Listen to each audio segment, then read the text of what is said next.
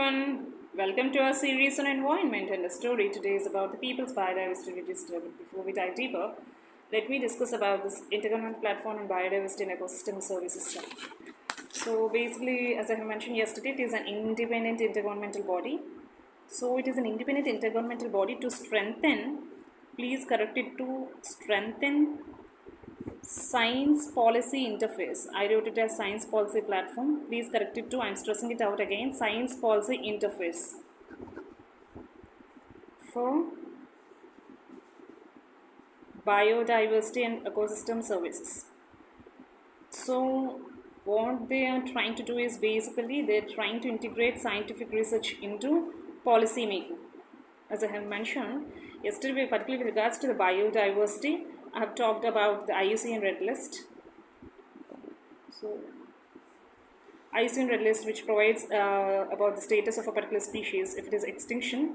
So you try to provide more financial resources. You try to formulate policy in such a way that the species which is at risk of extinction is more focused upon, because it is very vital for the ecosystem to protect a species which is in extinction, which is having the status of extinction actually.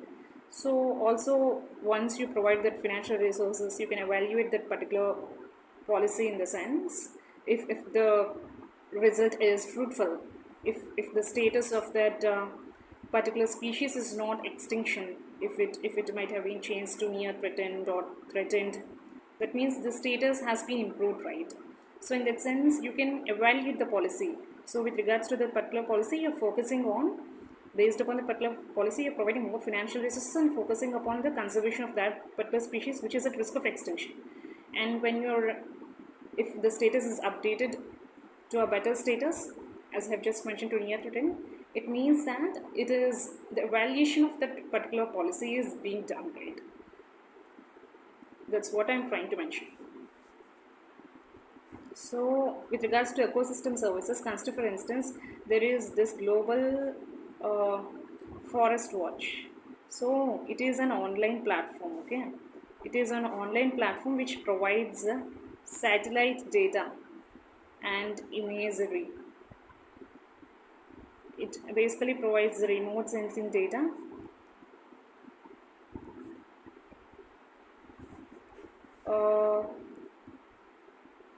about forest loss and degradation.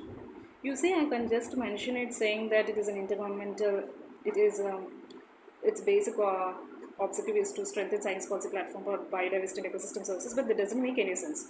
You have to understand as to how it strengthens science policy interface for biodiversity and ecosystem services, and until you understand this way, I mean, there's no point in studying, okay? You have to understand this way, like this helps in better analysis of any topic, okay? So this basically provides information about forest loss and degradation. So when you get the data about the forest loss and degradation, what happens is the policymakers can focus upon those areas which are critical for intervention, in the sense those areas which are having high forest loss, or those areas where the forest degradation is extremely high. The policymakers can try to focus more upon those areas, okay? So in that way it helps in policy making. So this is how it is, the evaluation of this Red Plus initiative. So this is like it's not just a single policy, but it is like a framework. So what is a policy in general? Policy is like a set of principles and guidelines. You see, your policy, when you say honesty is the best policy, it is like a principle, okay? Set of principles and guidelines. And when you say this Red Plus, it is not just a single policy, it's like a framework or mechanism, you can say. So it is reducing emissions from deforestation. For now I'm not going to discuss in detail about this. I will discuss in detail in later classes for sure.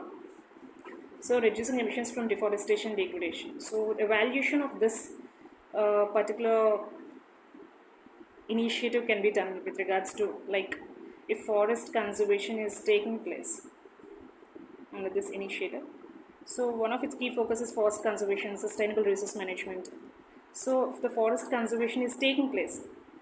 So that means when we get data about real-time satellite imagery, remote sensing data about the forest laws, and if the forest conservation is taking place within that particular area, that means we are getting real-time data. So I mean, if the policymakers are trying to intervene and providing more focus in these areas, and if the forest conservation has taken place, that means we are also getting the evaluation of this particular initiative or policy, you can say.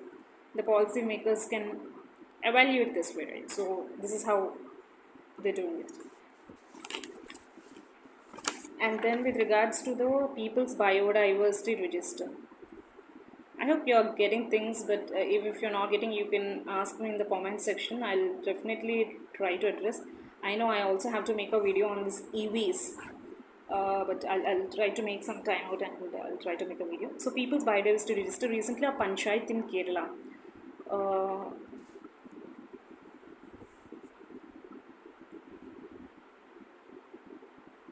panchayat in Kerala from Alapi district of Kerala.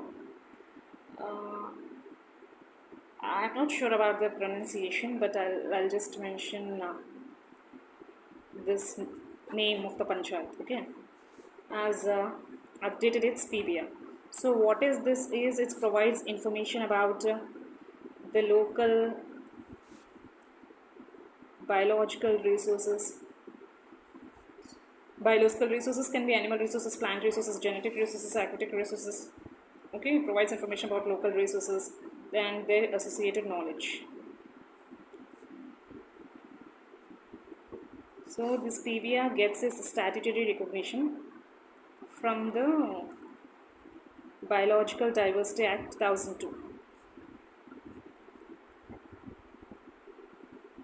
And one of the key features of this act is the formation of this biodiversity management committees.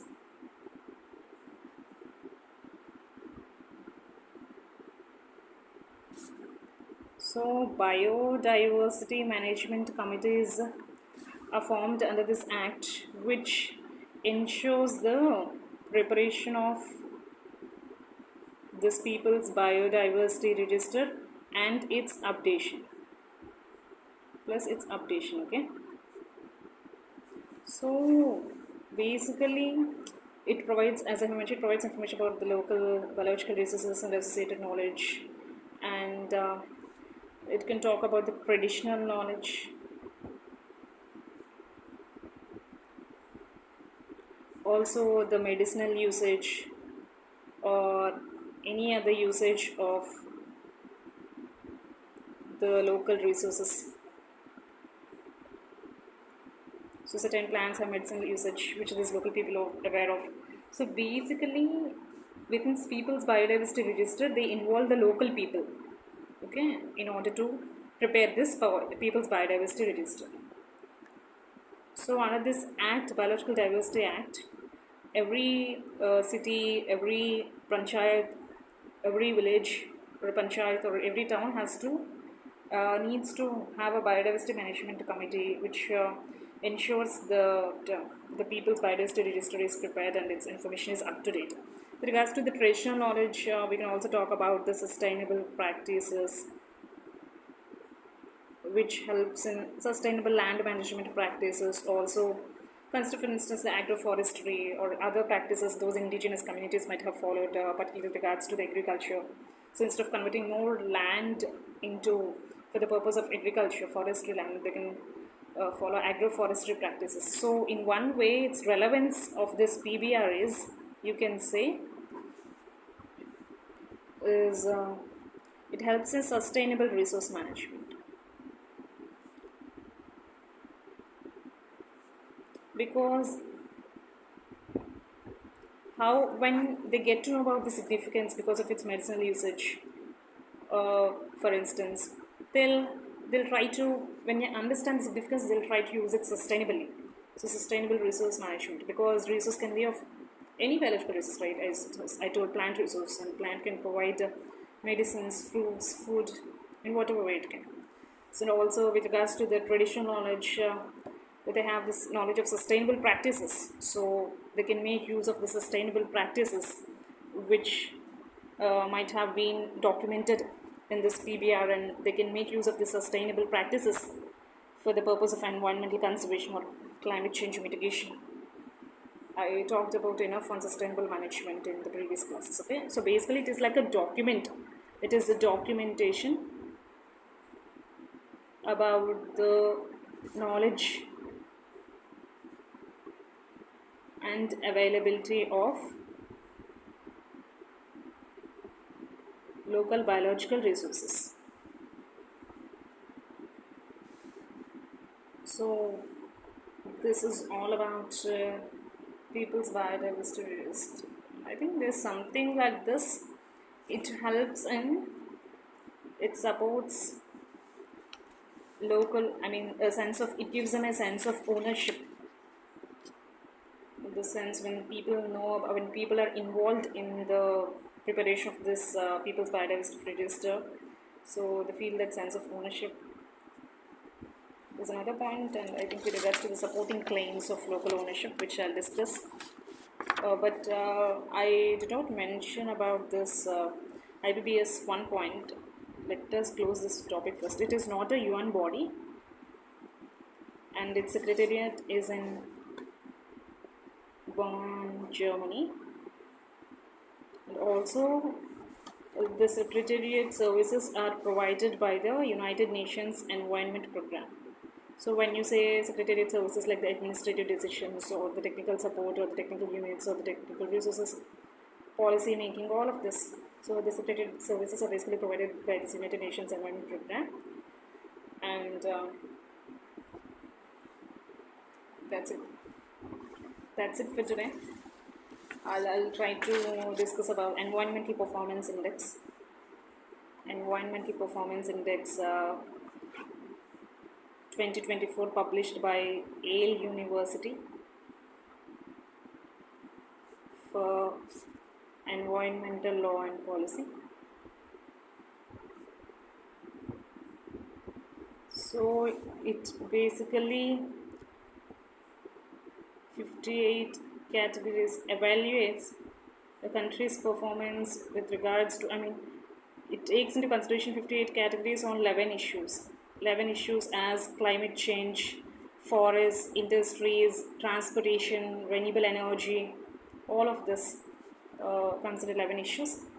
So environmental performance is measured. It basically ranks 180 countries, okay? And India has been ranked 176 in this ranking of 2024, and Estonia tops the list actually. And India surpassed China in 2022. India surpassed China as the world's largest emitter of anthropogenic CO2. You can mention it here, world's largest emitter of anthropogenic CO2. Yeah. So they basically evaluate on environmental performance, environmental health,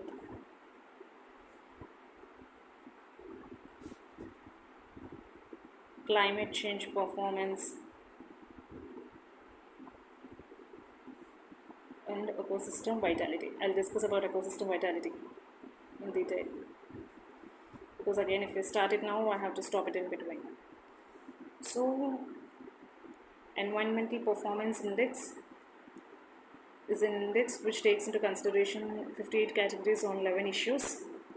So I have just mentioned a few issues out of these 11 issues, like climate change, forest, industry, transportation, renewable energy, agriculture, fisheries, forestry. So environmental performance, like how the climate change mitigation performance and all of this, on the basis of these three indicators, you can say environmental health, climate change performance, ecosystem vitality. The country's performance in terms of its environmental change. I'll discuss it in detail, okay, in tomorrow's class actually. Thank you. Stay tuned for more updates.